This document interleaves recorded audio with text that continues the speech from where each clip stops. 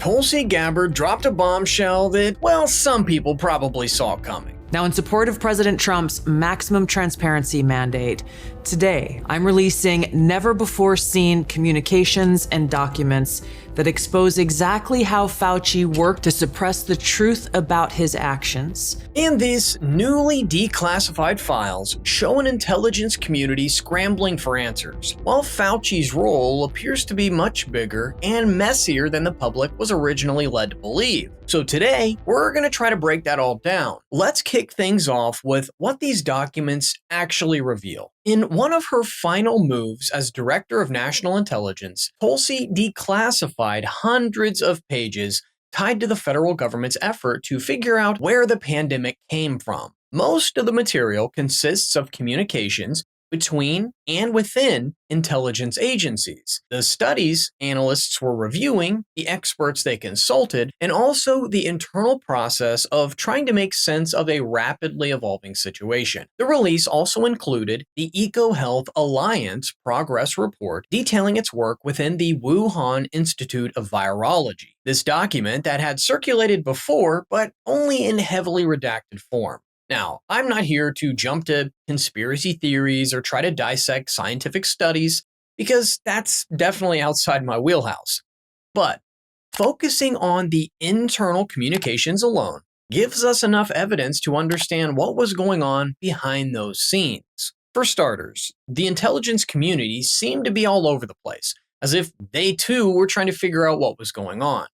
In one email from September 2020, there was a reference of an article published by the Daily Beast titled, "Steve Bannon is behind bogus study that China created COVID." But the agent explicitly wrote, "Coming from a lab, we think this is possible, and I do think that some journals, media organizations are slamming down any lab-related theories as conspiracies." So this specific paper appears to have generated a lot of buzz. As another email asked, is anyone looking at the open source report about the Chinese virologist claims? We're getting questions from our leadership, and I figured those with more technical expertise probably have already evaluated this report. Then, just days later, another message admitted, yeah, this issue will keep coming up. There is no IC consensus on whether an accidental lab release of a natural strain or a natural outbreak is more likely. So what's interesting is that by late October 2020, one email referenced RFK Jr.'s press release where he talked about the need to investigate Fauci, as he previously talked extensively about gain-of-function research. And speaking of Fauci, the newly released documents confirm that he was briefed by intelligence officials on multiple occasions, including one meeting that reportedly lasted around 40 minutes. Where he asked for the specifics on the type of experiments the Chinese were conducting on pangolin samples in the fall of 2019. No, this isn't a South Park episode.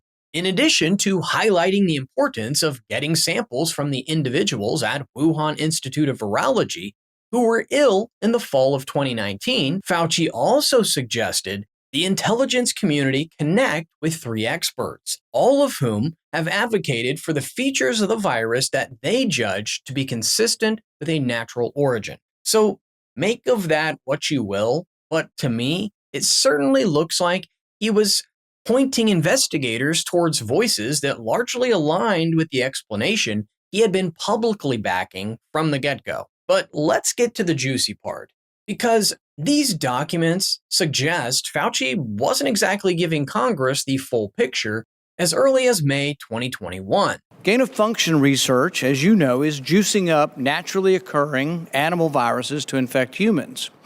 To arrive at the truth, the U.S. government should admit that the Wuhan Virology Institute was experimenting to enhance the coronavirus's ability to infect humans. Dr. Fauci, do you still support funding of the NIH funding of the lab in Wuhan?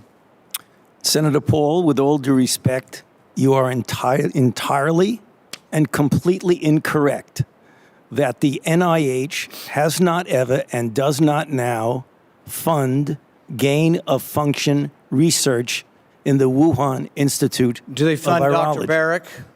We do not fund. Do you fund Dr. Barrett's gain-of-function research? Dr. Barrett does not doing gain-of-function research, and if it is, it's according to the guidelines, and it is being conducted in North Carolina. That's certainly one way of admitting that gain-of-function research was being funded. I mean, in fact, one internal email pointed that out, saying, "I somehow missed this last week, but the NIH sent a letter to Congress basically saying that the Wuhan Institute of Virology did gain a function after all."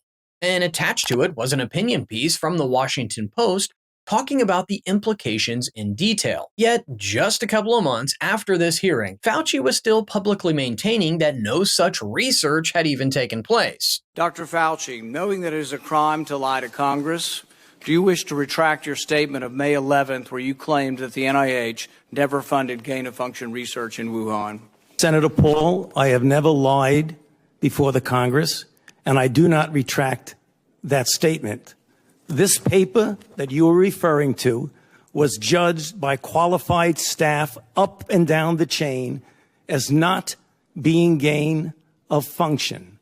So let me finish. You take an animal virus and you increase its transmissibility to humans. Right. You're saying that's not gain of function? Yeah, that is correct. And Senator Paul, you do not know what you are talking about, quite frankly. And I want to say that officially. And you are implying that what we did was responsible for the deaths of individuals. I totally resent that. And if anybody is lying here, Senator, it is you. So 2 months after that hearing, the newly declassified files show that a whistleblower complaint was submitted to the Intelligence Community Inspector General alleging that Fauci had lied to Congress. But since he wasn't a member of the IC, that matter was kicked over to the HHS instead. In the process, officials argued that while it is possible that Dr. Fauci has spoken to Congress about gain-of-function research at some other point, I think the key thing is that what we've seen is consistent with the point that Secretary Becerra made to you, that this is something they've considered, and that Dr. Fauci has repeated about the NIH not funding gain-of-function at the WIV. And just like that, the complaint went nowhere, and the issue was effectively closed before it could gain any traction. But that's not the only time these documents raise questions about Fauci's public statements, because there's another example, and it's a lot more recent. Before, during, or after the COVID-19 pandemic, did you speak to the FBI, CIA, DIA, or any U.S. intelligence agency concerning viral research of any kind? What time frame are you talking about, sir? I said before, during, or after the COVID-19 pandemic. Did you speak to the FBI, CIA, DIA, or any U.S. intelligence agency concerning viral research of any kind? I can't give you the specifics of it, but back in the time of the anthrax attacks, we certainly had a number of briefings by agencies that were intelligence agencies. I don't remember who they were. It could have been any of the above that you mentioned, about the possibility that there were bioweapons that had fallen into the hands of bad actors, i.e. terrorists. Sure, but not as related to, say, COVID-19. Not to my knowledge about COVID. Now, but let me just make sure we get the facts. After the investigations began about COVID, I was briefed by intelligence agencies about possibilities of there being activities going on in different laboratories. I was briefed. There was also another meeting involving members of the intelligence community that took place at the National Academy of Sciences. One internal email described it as not a technical one, but rather a meeting on what the academic community of experts in this virus would like to see in terms of additional data. What's notable is that this happened in February of 2020, well before anyone within the government formally began digging into the virus's origins. So following Tulsi's document release, Rand Paul moved quickly and issued a subpoena for Fauci. So let's see where that leads. But the broader point remains the same. If there was wrongdoing, there should be a serious investigation to get to the bottom of it. Years later, we still don't know how the pandemic started or where it came from. And with Biden's preemptive pardon to Fauci, any attempt to establish accountability becomes a lot more complicated. Let me know in the comments your thoughts on this story. Please don't forget to like and subscribe. And remember, you heard it here at the Dais.